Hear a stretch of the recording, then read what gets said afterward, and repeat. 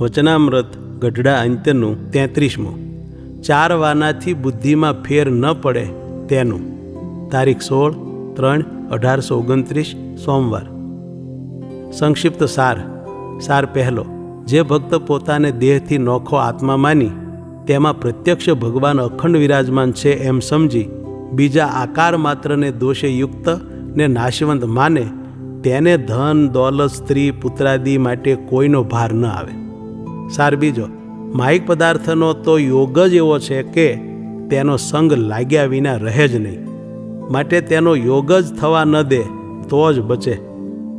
સાર ત્રીજો. જેને ભગવત ભક્તિ તથા સંત સમાગમ વગેરેનું વ્યસન પડી જાય છે તેને પ્રભુમાં અતિ આસક્તિએ સહિત અખંડ અનુસંધાન રૂપ પ્રવેશ થાય છે. સાર ચોથો. સ્ત્રી, ધન, દેહાભિમાન અને સ્વભાવ આ 4 ભક્તિમાં જરૂર વિઘ્ન કરે છે, માટે તેને ટાળવા. સ્વામિનારાયણ હરે, સ્વામિનારાયણ હરે.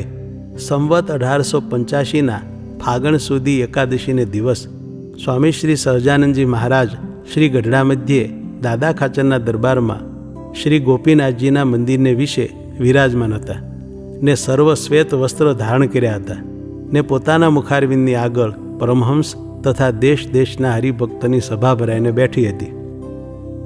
પછી શ્રીજી મહારાજે સર્વે પરમહંસ આગળ એમ વાર્તા કરી જે ધન, દોલત, સ્ત્રી અને પુત્ર એ આદિક જે પદાર્થ તેણે કરીને જેની બુદ્ધિમાં ફેર પડે નહીં અને એને અર્થે કોઈને વિશે આસ્થા આવે નહીં, એવા તો સત્સંગમાં થોડાક ગણતરીના હરિભગત હોય પણ ઝાઝા હોય નહીં, એમ કહીને વળી બોલ્યા જે એવા તો આ મુક્તાનંદ સ્વામી તથા ગોપાળાનંદ સ્વામી છે.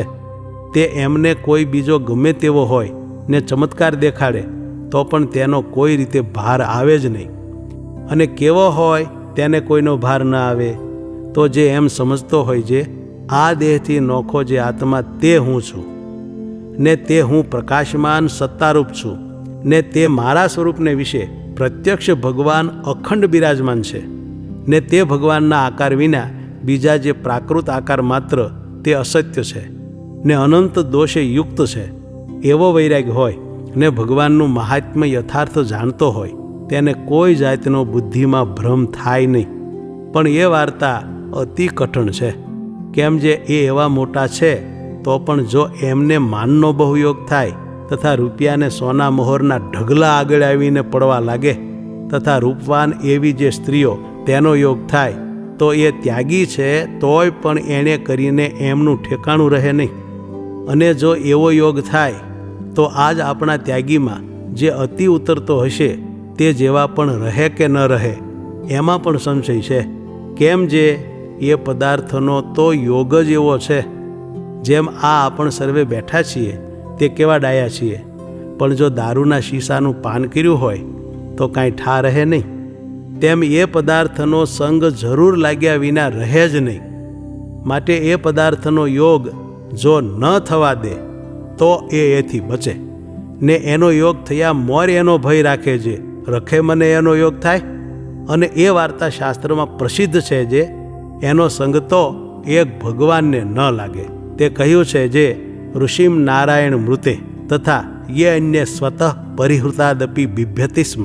અર્થ, હે ભગવાન, આપના સિવાયના જે કોઈ છે તે પોતે ત્યાગ કરેલા વિષયોથી પણ ભય પામે છે. પછી શ્રીજી મહારાજ એમ બોલ્યા જે વાસુદેવ ભગવાનનો એકાંતિક ભક્ત કેને કહીએ? તો જેને વિશે સ્વધર્મ, જ્ઞાન, વૈરાગ્ય અને મહાત્મ્ય યુક્ત એવી વાસુદેવ ભગવાનની અનન્ય ભક્તિ એટલાવાના હોય તેને એકાંતિક ભક્ત કહીએ. અને એની ગતિ એમ કહી છે જે એનો વાસુદેવ ભગવાનમાં પ્રવેશ થાય. તે પ્રવેશ તે શું? તો તેજના મંડળને વિશે દિવ્ય મૂર્તિ એવા જે વાસુદેવ ભગવાન તેને વિશે એ ભક્તને સ્નેહ હોય તે સ્નેહે કરીને વાસુદેવ ભગવાનની મૂર્તિને વિશે એના મનનું નિરંતર અનુસંધાન રહે ને આસક્ત થકો વર્તે ને એવી રીતે રહ્યો થકો એ વાસુદેવ ભગવાનની સેવાને વિશે પણ બહાર થકી રહે. જેમ લક્ષ્મીજી છે તે વાસુદેવ ભગવાનના હૃદયને વિશે ચિહ્ન રૂપે સ્નેહના આધિક્યપણે કરીને રહ્યા છે ને બહાર થકી સ્ત્રી રૂપે કરીને સેવામાં પણ રહ્યા છે, તેમ એ એકાંતિક ભક્તનો વાસુદેવ ભગવાનને વિશે પ્રવેશ જાણવો. અને હમણાં પણ જે ભક્તને ભગવાનની કથા, કીર્તન, નામ સ્મરણ ઇત્યાદિક જે 10 પ્રકારની ભક્તિ તથા ભગવાનનું મહાત્મ્ય તથા સ્વધર્મ તથા વૈરાગ્ય તથા આત્મનિષ્ઠા તથા સંતનો સમાગમ એનું બંધાણ હોય, તે એવું હોય જે તે વિના કોઈ રીતે ચાલે જ નહીં. જેમ અફીણ આદિકનો બંધાણી હોય તેને તે વિના ચાલે નહીં, ને તે અફીણ તો કડવું ઝેર છે, તો પણ અફીણના બંધાણીને અફીણ વિના ચાલે નહીં. તથા દારૂનું બંધાણ હોય તો તે દારૂ પણ પીવે ત્યારે ગળું બળે એવો છે, તો પણ તે વિના ચાલે નહીં. તે એને ઘણાક રૂપિયા આપે તો પણ તે બંધાણથી તે વહાલા ન થાય ને ન લે, કેમ જે એ વ્યસન એના જીવ સંગાથે જડાઈ ગયું છે. તેમ જેને ભગવત ભક્તિ આદિ ક્રિયાનું બંધાણ થયું હોય તે ગમે તેવો કુસંગ થાય તો પણ તે વિના એને ચાલે જ નહીં, ને એ વિના બીજા કાર્યમાં એનું મન રાજી થાય નહીં, ને ભગવત ભક્તિ આદિ ક્રિયામાં એનો જીવ જડાઈ ગયો હોય ને એનો જ એને અતિ ઈશક હોય, એવો જે ભગવાનનો ભક્ત તેનો પણ વાસુદેવ ભગવાનને વિશે પ્રવેશ છે એમ જાણવું. અને તે ભગવત ભક્ત કેવો હોય તો ભગવાનની સેવા વિના ચતુર્ધા મુક્તિને પણ ન ઈચ્છે, તો બીજાની શી વાર્તા. એવો હોય તે ભગવાનનો એકાંતિક ભક્ત જાણવો, ને એને કોઈ પદાર્થમાં ઈશક ન હોય, અને એવો ન હોય ને ક્યારેક ભગવાનની ભક્તિમાં સુવાણ થાય ને જો કુસંગનો યોગ થાય તો ભક્તિને ભૂલી જાય ને તે ચાળે ચડી જાય.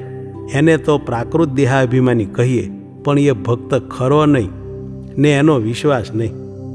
અને વળી શ્રીજી મહારાજે એમ વાર્તા કરી છે, ભગવાનના ભક્તને સ્ત્રી, ધન, દેહાભિમાન અને સ્વભાવ એ 4 વાનામાં કાચેપ હોય ને તે ભગવાનની ભક્તિ કરતો હોય તો પણ એની ભક્તિનો વિશ્વાસ નહીં. એની ભક્તિમાં જરૂર વિઘ્ન આવે, કેમ જે ક્યારેક એને સ્ત્રી ધનનો યોગ થાય તો ભક્તિનો ઠા રહે નહીં ને તેમાં આસક્ત થઈ જાય. તથા દેહાધ્યાસ હોય તો જ્યારે દેહમાં રોગાદિક કષ્ટ પ્રાપ્ત થાય તથા અન્ન વસ્ત્રાદિક ન મળે અથવા કોઈ કઠણ વર્તમાન પાળવાની આજ્ઞા થાય ત્યારે પણ તેને ભક્તિમાં ભંગ થાય ને વિકળ થઈ જાય ને કાંઈ વિચાર ન રહે ને ચાળા ચૂથવા લાગે.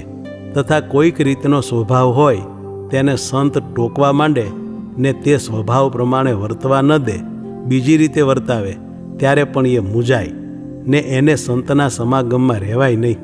ત્યારે ભક્તિ તે ક્યાંથી રહે? માટે જેને દ્રઢ ભક્તિ ઈચ્છવી હોય તેને એ 4 વાનામાં કાચપ રાખવી નહીં, ને એ 4ની કાચપ હોય તો પણ સમજીને ધીરે ધીરે ત્યાગ કરવી, તો વાસુદેવ ભગવાનની નિશ્ચળ ભક્તિ થાય. આ વાર્તા તે આમ જ છે, પણ એમાં કોઈ સંશય નથી. ઇતિ વચનામૃતમ ગઢડા અંત્યનું 33મું થયું.